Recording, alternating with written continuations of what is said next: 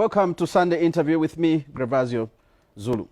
The privatization program, which saw over 270 state-owned enterprises disposed of, happened over 25 years ago, but has remained as divisive and contentious as it was at the time it was being undertaken. It is a story that has refused to die and is haunting those that took part in the process. The debate is back in the public domain with former Finance Minister Edith Nawakwi at the center stage.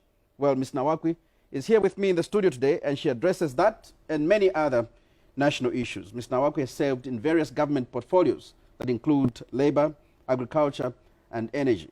She is also the current leader of the Forum for Democracy and Development, FDD. Welcome to the program. Thank you, Mr. Zulu. Good evening. Good evening, viewers. My heart goes out to all our brothers and sisters who are bedridden in various health facilities around the country, and to all the brothers and sisters who are fallen at the pandemic. We really need to understand that this pandemic is a devastating pandemic, and we shouldn't drop our guard. My brothers and sisters, my daughters, my children, please let us observe the instructions from the Ministry of Health and the National Institute of Public Health. Let us look after each other. Let us stay at home. Let us mask. And please, please, if you can afford it, please stay at home. I know it's difficult because a number of us find ourselves trying to make a living at the margin, in the markets, on the street. So it's very difficult to say to every citizen, please stay at home, because we have to fend for our livelihood. And that is understood. But as you are in the public arena, please wear a mask. What role can you play as politicians in trying to ensure that people abide by the regulations of masking up, social distancing, staying home? As I've just said, not everyone can stay at home. It's not possible. When you have to wake up, go to the market to order vegetables, get on a minibus, and stay at the market up to 21, 22 hours. The best that can be done, and the role that we can play as politicians, is to support our communities to wear masks, to wash their hands, and to observe general hygiene around the surroundings where people are working. That's what can be done. But you cannot enforce draconian moves that you can stop people, frisk them, and we have to take an approach to persuade them, to make them see the dark side of this pandemic, that is devastating, and it's something that we don't know when it will end. Now, getting back to our program today, you've been in politics, a politician, maybe for 30 years now. So what keeps you going? That's 30 years, a long, long time. Well, I mean, I'm still alive. I'm not young anymore. I've become a bit wiser. What keeps me on is that the political arena still needs opposite views, and still needs views of reason, a moderating influence.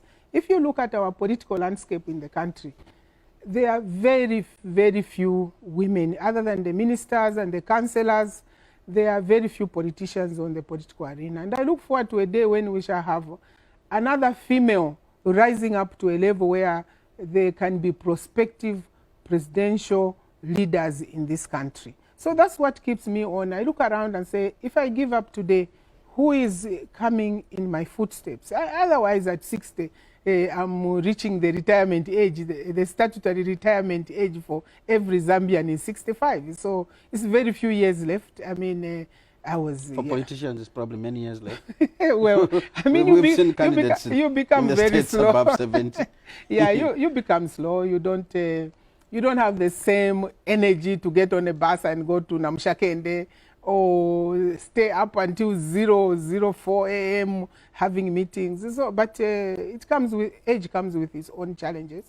A bit wiser, but you agree with me that we really need young people to take up the mantle of leadership. I hear a lot of people complain that we, the older politicians, don't serve their interests. And I say to our young people, please take up leadership. If you can go back to our earlier times, there were people like Venon Mwanga. He was MP and leader at 18. So it's possible the statutory age for being a leader in this country is 18. You can be MP, you can be president at 35. So we really need a young cadre of politicians to come forward with new ideas. Now, I was going to ask you, you mentioned something about having to see another woman rise.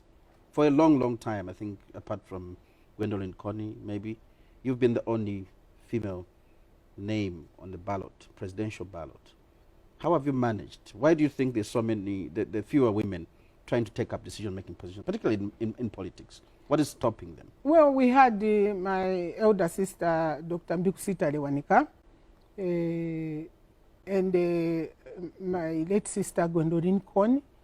These were viable names for leadership in this country. We still have this problem in our country where if a woman stands up for what they believe in, I think you've seen what has happened this week. Everybody rushes to below the belt. I mean, our men in this country are not used to discussing issues above the belt. Whenever you defeat them in a logical argument, the only thing they can think of is pulling you down. As someone said from Kenya, that you know, you want to discuss ideas using your brains, but our men in this country are so petty. They think that the little gods of reason, whenever you defeat them in an argument, they call you angry, irrational, harboring a garage. Then they tell you that no, your marriage is not in order, as if their marriages are in order. They characterize you as a female figure who shouldn't be looked up to. But for me, for that, I see it as a failure of them not being to match up to people like me who are intellectually gifted. So that's what keeps me on. When someone attacks me like the way Garing Kombo and Hakainde attacked me, I was on air at Hot FM. I never mentioned the name of my sister, Mrs. Hakainde Mutinta. I never, because she's not in the arena. But from nowhere, they were drawing my husband into the fray. And he's not a politician. So you think women fear this aggressive and dirty way of politicking? No mother wants to be in the arena and be told, like this little boy has said, that I'm a prostitute. I'm not a prostitute. I'm a respectable mother. The public doesn't know. Which little boy is this? This is Chela. You check his post, what he's doing. And this is an attempt to support a male candidate. But they should engage me on a political platform. They should engage me on a fact. If you see the number of men who have come to the defense of my opponent, you just sit back and bemuse yourself and say, doesn't he have a mouth? Some of them who've been calling me directly to abuse me, I ask them, hey, comrade, doesn't this gentleman have a mouth? He can defend himself. Equally, I can defend myself. He started the story that I was slumbering and some other people were slumbering. I was responding to that. And I asked very, very pertinent questions. At what level did he become a shareholder of Southern Sun and take up the leadership? It's a simple, straightforward, intellectual question. You're taking us to the issue of privatization. I know you opened the Pandora's box when you raised all those, what you're calling pertinent questions. Maybe we could start from the start. I didn't open the Pandora's box. I think you agree with me, Mr. Zuru, that for quite a while now, you haven't seen me in the media, you haven't seen me comment on anything, economic, social, or political. I was just sitting for almost 7 days.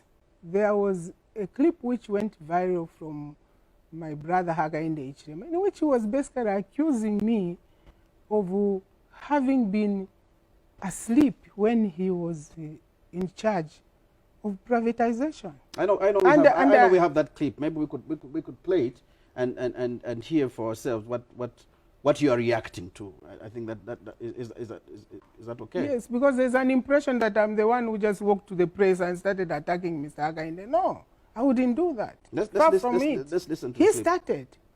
Let's listen to the clip. The people who saw the mine were the MMD government. They are there, they're still alive. Mr. Chikwande is alive. Edith Nawakwi is alive. They are all there. Me, I was 29, 30 years old. I've said this before. Number, Mwajewa 29, 30 years old, Arishama Mine, which belongs to the government. Mwari Shipula. Mwari Shipula.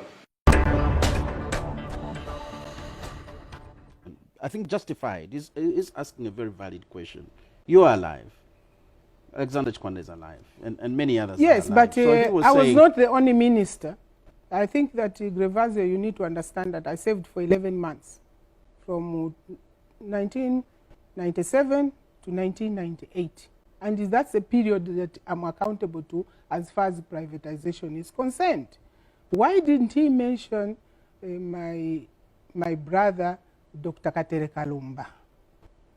Why didn't he mention Dr. Magandi? All these are ministers who come after me. Why pick on me alone?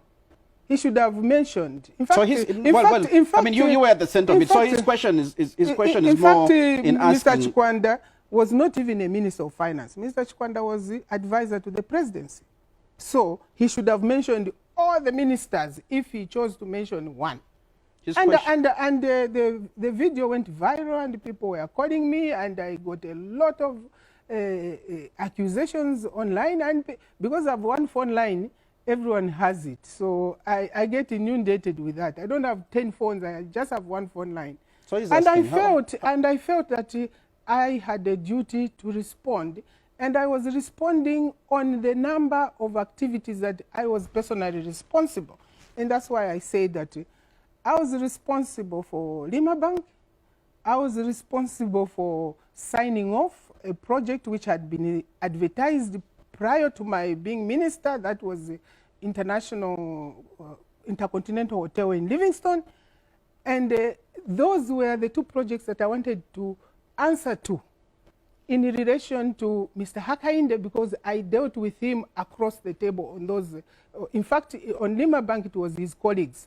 But I was surprised that at the end of it, then I'm told that 14/3A Several Road becomes his property. Now, he told us that this was... Did you lie on No, radio? I didn't. I think he... Because he called you, he told you he didn't buy that from Lima. That wasn't Lima. Tell me, these young people were responsible for certain portfolios. So, if he's dealing with Lima Bank, another colleague of his, because you see, who runs Britain, the book says, is friends from Oxford.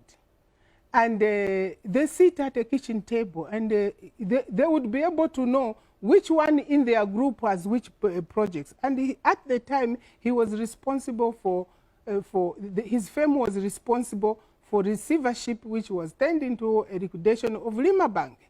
At that specific time, you cannot tell me that you are chairman of one group, but I bought it from there. You have the power there in the system.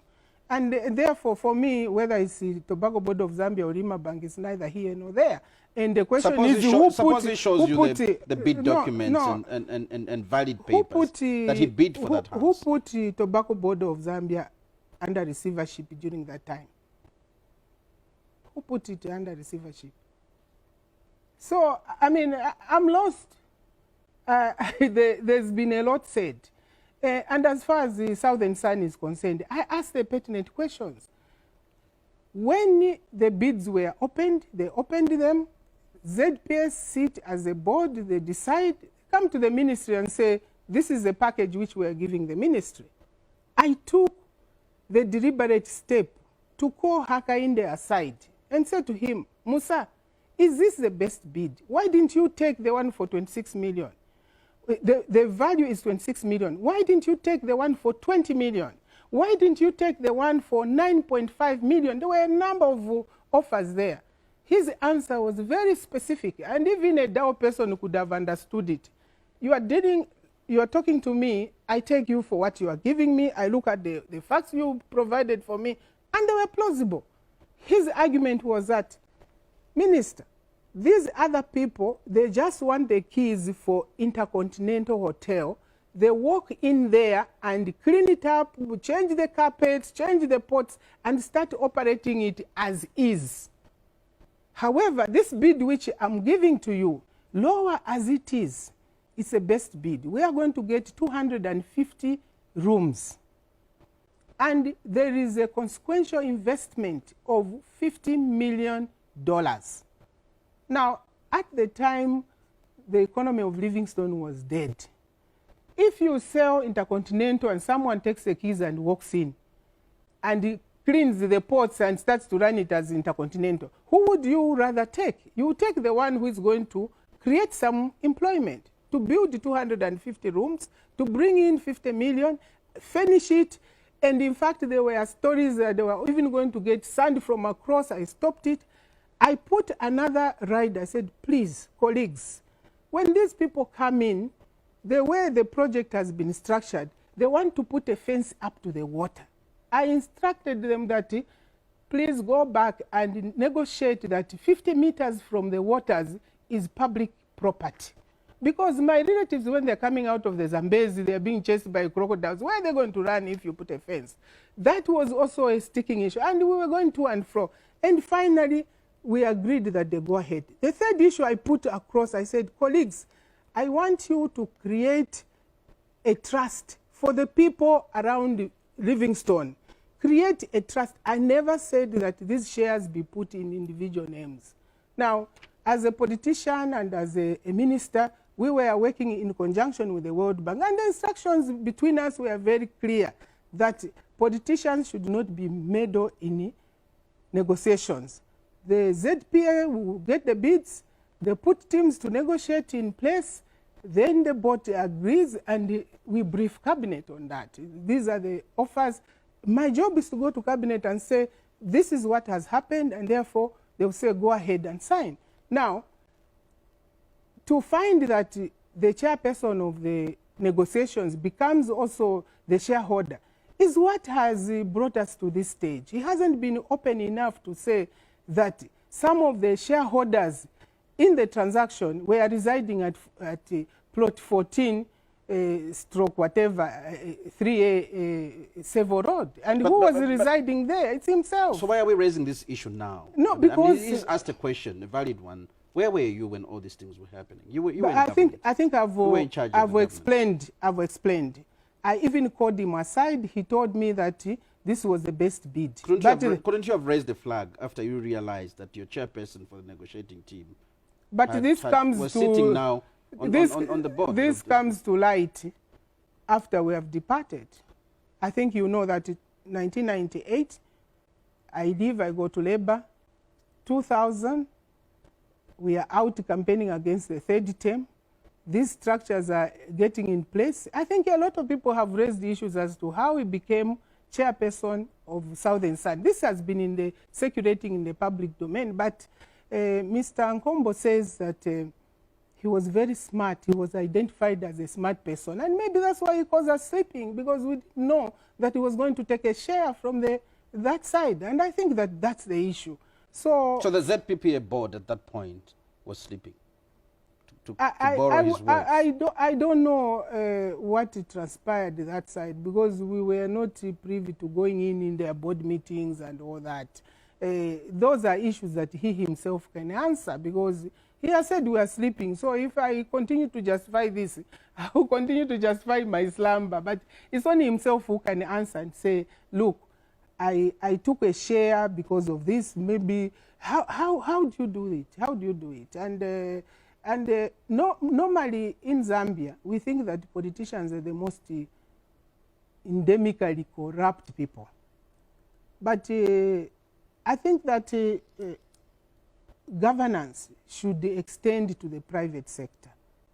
When the World Bank came to Africa to do this privatization program, they came with a notion that if ministers were responsible for these facilities, then they will bequeath the wealth to themselves. And therefore, we agreed. And it was, I think, a noble thing. A logical explanation. Yes, to say that get the consultants, the accountants. I mean, if you take a the Grand Tonton, for example, they had a cadre of qualified accountants. So the decision to use consultants and independent negotiating teams was not coming from government. It was coming from the World Bank. It was a joint agreement between the government and the World Bank and the IMF, and some of these programs were even funded by the World Bank. Because you know that in the 90s the government had no money. So if you look at the structure of privatization on the continent, it was the same model. And I think going into the next century, we need to understand that the interest of the nation can only be presented by those who are custodians of public policy, because the private sector serves the private interest. So what was your role in this privatization process?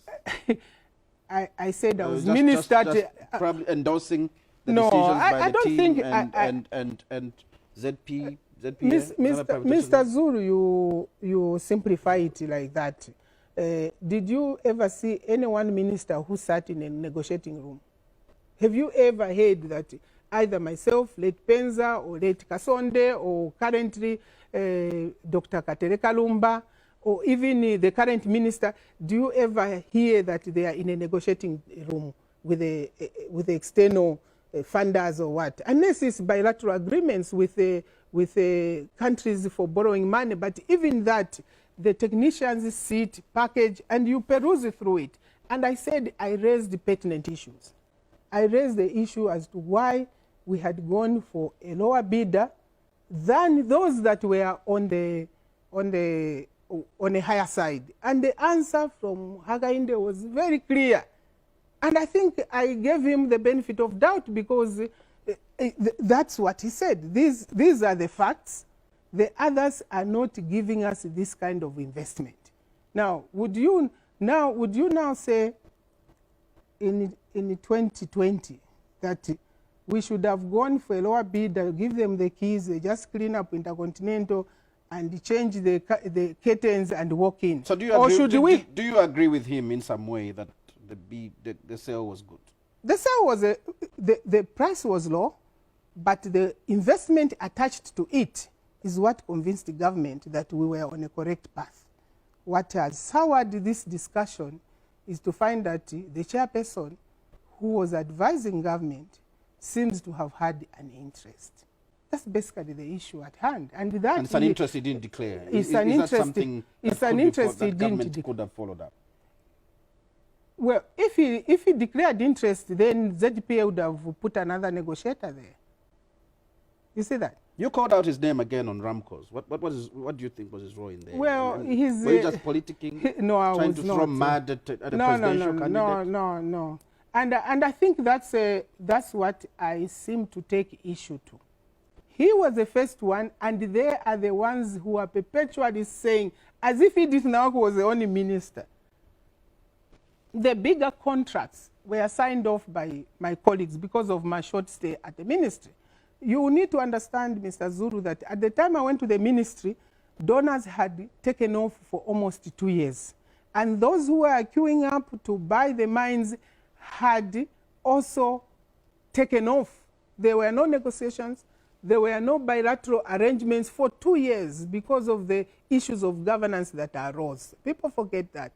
I went around in 2 to 3 months and brought the donors to the table. We started negotiating the Paris Club agreements for debt write-off, and that was a major preoccupation as to how we are going to get rid of the $7 billion. Then we brought the donors back to the table to start renegotiating, engaging us in terms of sale of the packages of mining assets. I hope that is very clear. So when you say, what was your role? I brought the donors back to the table. I brought the whole system back to life, which had been in abeyance for 2 years for certain governance issues which were non-economic. I want you to address the issue of Ramcos. Now, I was saying that because you are saying, were you just sitting? So Ramcos is Rwansha mine. Ramcos is Rwansha mine. Now, Rwansha mine was supposed to be put under receivership. And the government chose Grand Tonton to be the receivers. And if you remember, there were a lot of accusations because money was put at the table to be able to pay the workers and those suppliers who were going to run on the mine, because government's position was that it was better to save the asset and find new investors than get the creditors to run on it. So they put money on the table for the receiver to be able to clear the assets. And issues arise out of that as to how was that money used. I think these are the things which even my late president was being questioned to, and himself said, look, you people, you continue to ask me as to where the money went. My neighbor, who was Hakainde Hichilema, must be able to give you a full account because they were the accountants. So normally, it's usually the politicians who are roasted. But the point I'm making is that for all the assets that were being privatized, there were negotiating teams which were hired. You correctly said over 200 assets were up for privatization, and some were by local teams, some were liquidated, some were restructured, some were saved from a complete destruction. And I always try to remind people that they could remember the August of 1998 when the Anglo-American walked to the Ministry of Finance and wanted to put the entire mining sector on the Copper Belt under liquidation. And I stood up. My colleague says he was very young, but he forgets that he's only 2 years younger than me. I was about his age, and I stood up to Anglo-American. You have never heard that FDD is being funded by any one of these people that we dealt with. You've never heard that. But you see, the question that people are asking is that, is it okay for government to sit back and ask a consultant to account for how money was spent in the receivership? No, I think that that's not what government is asking. Government did not sit back. I think that those issues were dealt with, but when someone stands on a pedestal of I'm Mr. Clean, sure, people are entitled to ask. For example, I find it strange that the chairperson of selling of Southern Sun, Intercontinental Hotel, also becomes the shareholder and the chairperson. And the answer from my colleague's side is that it's because he's smart. So all of us are stupid. He didn't declare anywhere. So you cannot be, even in accounting terms, firms of accountants, they take about 10 years before you can take either directorship or anything on a firm that you've been auditing. So these are some of these issues which, because some people say they are very rich, people ask. Wasn't he paid for the work he did? Look, all the work that he... Good enough money to give him a good start? Well, I can't answer for him. I think you need to call him to Sunday interview and ask him those questions. Every committee that was advising government on transaction was paid for either directly from money from ZPA, which was alienated from the Treasury, or money which was organized by the Treasury through World Bank facilities to do these jobs. I asked you that question because you've asked about his wealth. I'm not the one who is asking about his wealth. I think the people have been asking about his wealth. And out of that question, he should have just said, I worked for government. This is how much I was paid. And this is how I have invested it. It's a simple, normal question. There was no need for him to bring us into play and say, look, whatever happened with mining, it is Edith Nawakwi. I think that was extremely unfair, and I don't think that he needed to answer that way. As a politician, he needs to be a bit tempered in his answers and not get angry when people ask questions. Even Donald Trump, the president of the United States, being asked, he answers in the same way, it's my private life. He could have answered, look, I'm not interested in answering that question, than push it to other people who are not answering the question. Maybe I should ask you this question. In 2006, you went into an alliance with the person today you are accusing of not impropriety, maybe. I don't know what word I could use, not a proper one, of amassing wealth. Which, didn't you see this when you were No, when you were going I think there was didn't you see the need to ask him the questions then? No, I think that you also need to know the history of how he comes in. He comes into the alliance 45 days before the general election, following the demise of our colleague Anderson Mazoka. And some of his MPs, specifically Gary Nkombo, says that I was bitter because I didn't become the heir apparent to the throne of being president of UDA. I mean, he came from the private sector. As I have said, from 2001, these issues begin to arise when he gets into the politics. People, he says he's a rich man, he's declaring big assets and bank accounts in England, in offshore accounts, and people say, when did he become rich? He's the one who started this. So Gary Nkombo says I was bitter because I was not the leader of UDA. I want the nation to know that Hakainde Hichilema, I called him to my house after many days of acrimony going to and fro. I called him to my house and said to him, let's go and announce that you are going to be the leader of UDA. In effect, I made him leader of UDA in our house. If he's honest enough, he would remember that day when I phoned him and said, please come to Rome. And when he came, because we had a stalemate, I said, listen, let's go and announce. And we went to UNIPSI headquarters where we met in Shek Road, and we announced that he was going to be a leader. So if I was bitter, I could have just said, listen, Twala Filila Munsenga, there's no going to be president. You go and stand as UPND, and I'll stand as FDD, and TDNG will stand as UNIP. But I was magnanimous enough as a mother to say, okay, let me not sit on the interests of the Zambian people. If he can get us there, let's give him the mantle. And I did. I actually gave in and gave him. You didn't see the need to question him then? I mean, we sat down at some place, and the three of us, TJ, myself, and himself, and we asked each other questions. And the questions were very simple. What are the impediments that you have which you think will come out in the campaign? And we talked about our strength, we talked about our weaknesses. For him, he says, look, I have no impediments. So you take a person as they say. You can start plodding and going to anti-corruption and digging in. You are colleagues. You sit there, you trust each other. And the trust is not something you can just throw out of the window because you have personal issues. No. Now, away from and for me, he said to me in that meeting that my weakness was that I'm a woman and that I'm not properly married. And he said quite a number of things. But you see, when now, so many years later, he still continues to say, oh, she's my mulam. I know. When they continue to talk about the sexism that they shoulder on themselves, I know that's how they are. So it doesn't hurt me. It doesn't push me backwards. I just laugh and move on. Maybe away from Mr. Hichilema, away from everything else, on an objective perspective, would you say the privatization exercise was not undertaken properly?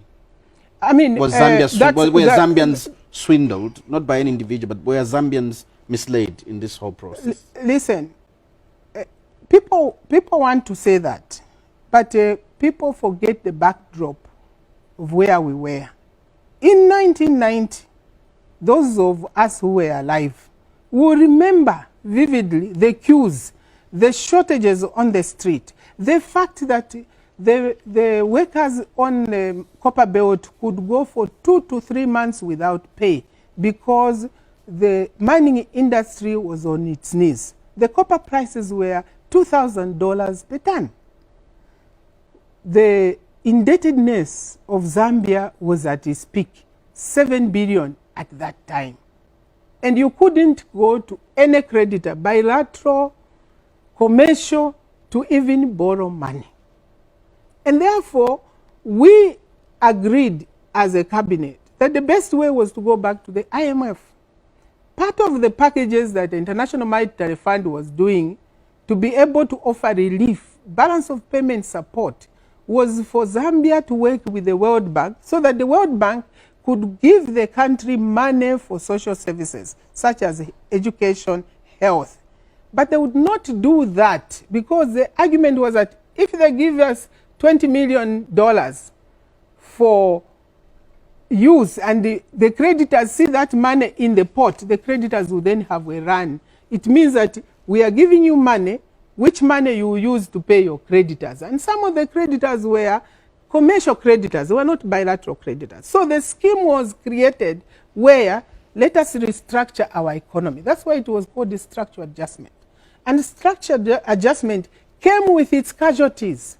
The casualties were you as a government have to get rid of business. Government was at the time 100% shareholder, except for the mines where we were in partnership with mostly with the Anglo-American. So they said you have to restructure the economy. And restructuring meant getting rid of almost all our core assets. In a situation where you are broke, even as an individual, if you are bankrupt, you are selling, it is the buyer's market. So basically you went to across to Phelps Dodge, to Noranda, to where, and what they were demanding was, look, you give us these assets, we'll put this investment. A clear model of what I've explained about Livingstone Hotel, where despite the low price, there would be consequential investment. You go to Konkola Deep, for example, you needed maybe $10 billion at the time. They're saying, no, but the price of copper is 2,000. So if you want us to get the mines, this is the price. You get your income in due process as we invest. So when you say you gave them for nothing, look at the environment at the time.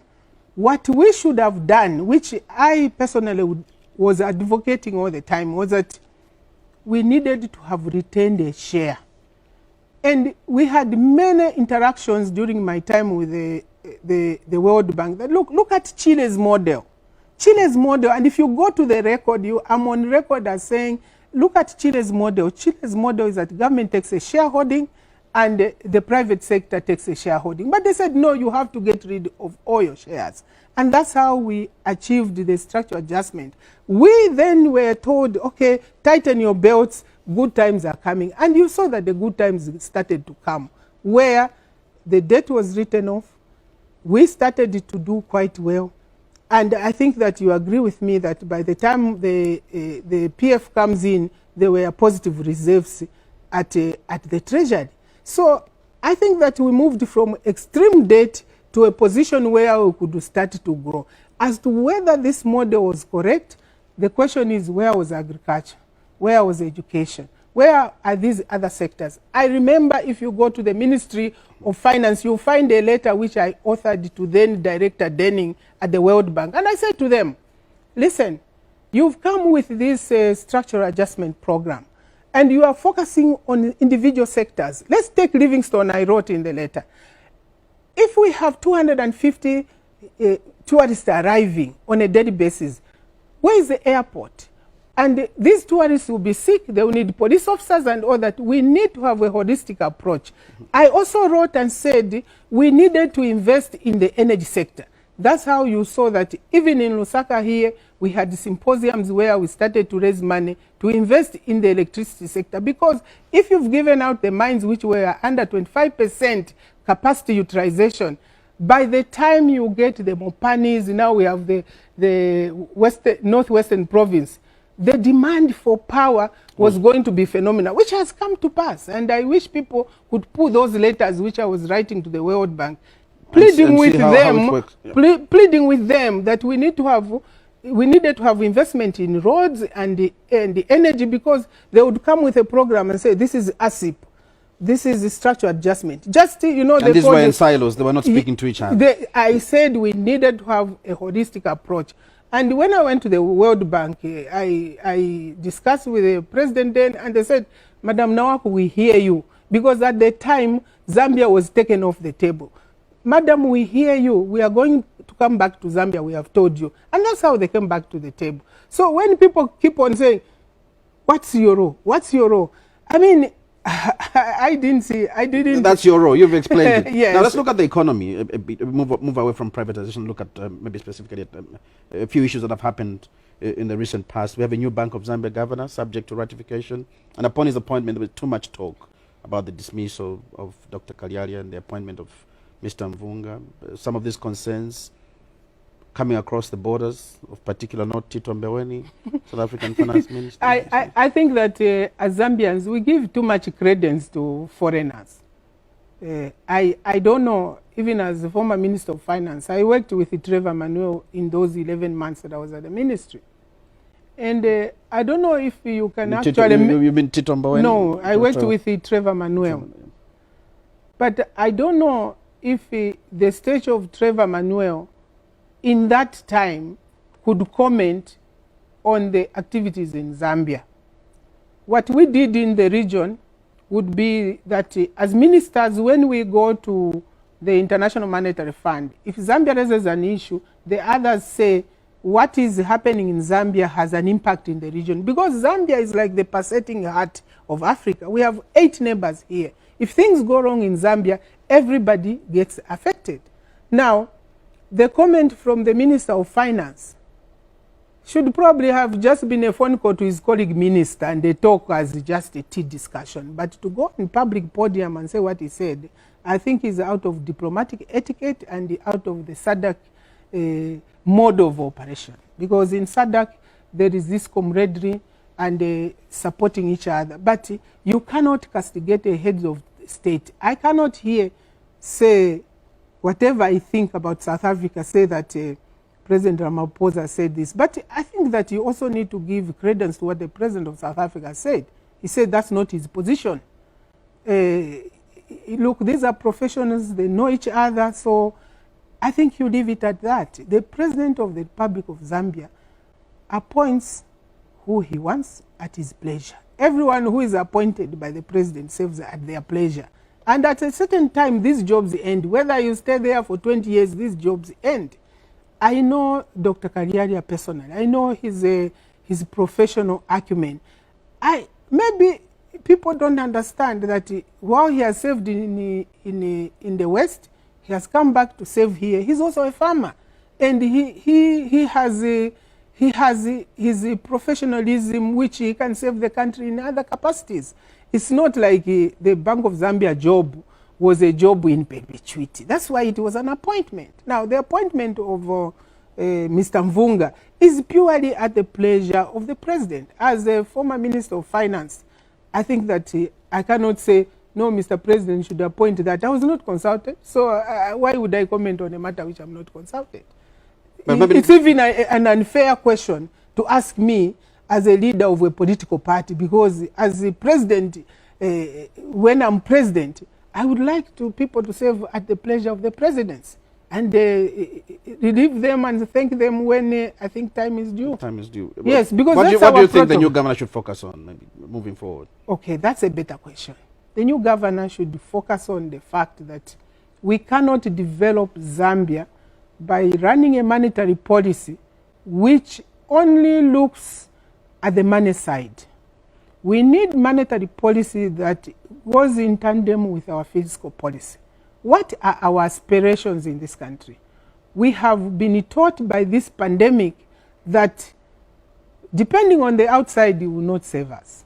I think you agree with me that at this point in time, we need to take a step back and say, has the monetary policy which we have pursued for the past 30 years saved us?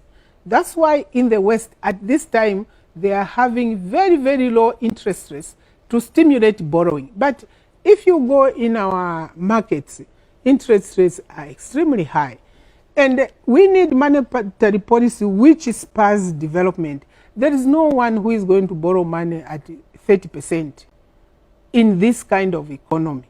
We needed money to stimulate investment. And there was an attempt by the president to release some liquidity into the market. I think you heard about 10 billion. But the question that must be asked is, has this money gone to where it was needed? And where was it needed? It was to support productivity. But what the central bank, I don't know whether it is with the support of the ministry, has done is that they've taken this money and cushioned the commercial banks. If, Mr. Zuru, you borrowed 10 kwacha from a commercial bank and your interest was 30%, what they have done with this money is that the commercial bank goes to the central bank, collects that 10 kwacha, and comes back to you, Mr. Zuru, and says, well, I've collected 10 kwacha from the central bank. Thank you very much. So now the 10 kwacha which you owe me, I'm going to give you a further 5 years for you to repay me, and I've reduced the interest. So basically that money went to cover the financial position of commercial banks. It didn't go to support the importation of casings, importation of inputs. It didn't go to that. It went to existing clients' accounts held with the central bank. So the banks then did not have to start providing for that. So it was basically to support provisions for the commercial banks. And I don't think that that is a correct approach. Now, what is the way forward before you say time is up? One, I think there's absolutely no solution other than all of us to sit at the table and say what is our future. And our future cannot be determined by the open markets. Our future has to be determined by how we manage agriculture. When I sit and wake up, I said, it's like a nightmare. I say, we are safe because we can eat. And we should do everything within our power to make sure that our people, when they wake up, they have food. In the worst thing that will ever happen to our country in this kind of environment is to wake up and go to the 1990s when we had to import maize. Now we have to do everything possible. And I'm pleased that I see a lot of effort to get the farmers to produce. Now, there are a lot of food security packs which are being given out. We need to understand that in the northern sector, that is northwestern, northern, Muchinga, eastern province, these provinces have to be positioned to plan for our 11th province, which is Lubumbashi. As we sit here, our brothers and sisters from the DRC are in our villages in the northern sector, buying beans, buying maize, buying any grain that they can find. So we shouldn't look at them and say, this is smuggling. We should say, how do we turn this into our opportunity, into an opportunity so that we can raise money to be able to manage our monetary sector. And if there are 11, 12 million Congolese in the Lubumbashi area, sure, that's a huge market. Now, what else should we do? We should plan so that when a farmer has food, they have enough to eat and they have enough to sell, because they also need cash security. Besides food security, we need cash security. So I would like to see an arrangement where we actually move it beyond subsistence support. Do you think you need to remodel the culture among Zambians, other than depending on government too much? I think government that's has to exactly everything. what I'm saying, that when I personally at the Ministry of Agriculture started this let's support the vulnerable group, I was looking at supporting a group for about 2 years. You go to a household, you support them for 2 to 3 years. The first year is subsistence. The second year, you expand the program. If you start with 2 hectares, 1 hectare of maize, 1 hectare of a seed crop, and you will see that what they generate, they will sell some and they will eat some. In the second year, if you tell people that we are supporting you for 3 years, the 4th year you are going to be thrown to the commercial sector, you see that there will be market change. Look, but do you see there are now phenomenal that things a lot of happening Zambians don't want to move on? They would rather keep on receiving the visit. I think we have to put a stop to it at some point. There is a lot of interest in the villages. For example, in Mbala district, we supported a group of 400 women with the beans seed crop. We went back there. We still found the beans. They had kept it for us who had taken the money there. The other people who are not on our list, they had sold. And luckily, the chiefs in Mbala sent word in the villages that no one should sell beans for less than 50 kwacha a meda. Look, if we can have chiefs like that who also get involved in development, I think we can get something somewhere. So we need government to work with the local people through decentralization, work with the councillors, MPs, chiefs, to be able to select viable households that can be moved from subsistence to the commercial sector. The other thing which we need to do as a matter of agency, we need to realize that copper is no longer our mainstay. It's in private hands, as the discussion we started going. What is our mainstay? It's agriculture. So how beyond the DRC do we get to the interlacustrine kingdom, in between the lakes? We have a gateway that is Lake Tanganyika. We need, as a matter of agency, to sit at the table and develop Mpulungu Port. It can no longer be a discussion of us going to see how Mpulungu Port is there. We need to have ocean-going vessels to transfer goods from Zambia to Burundi, to those areas where food is needed. We have a market in Angola, Burundi, and all those countries by the lake shores. And these are some of the orientations that we need to undertake. Are these discussions that you as politicians need to start having? Certainly, instead are of politicians ready for change? No. We're getting into hot season. I know there'll be a lot of accusations, finger pointing, I think for me, the last campaign which we did in 2016, I was very proud of that. Even in 2015, I tried to stay away from politics. So I'm begging my friends, please, let us sit and cross-pollinate our ideas. It doesn't matter whether it's President Lungu in office, is Edith Nawakwi in office, is Hakainde in office. Whoever is there, the people who will benefit from our leadership are the people of Zambia.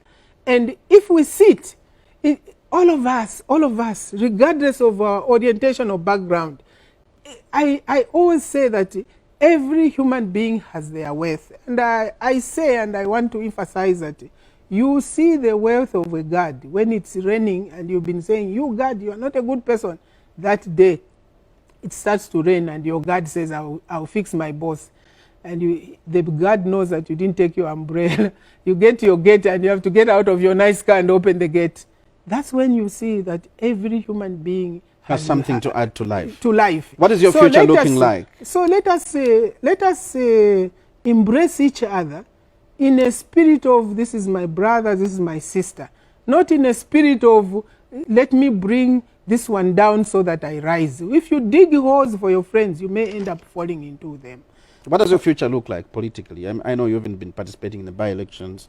I have not been participating in the by-election. Are you going into an alliance? Which alliance? I have not been participating into by-elections because we agreed at the beginning of, after 2016, that by-elections are a drain on the treasury. All of us are on the same page on that. And we were looking forward to the amendment of a constitution that will get rid of by-elections. We have a running mate for vice president. We could actually have proportional representation where we can actually get rid of by-elections. Now, I don't know, as Zambians, we need to agree.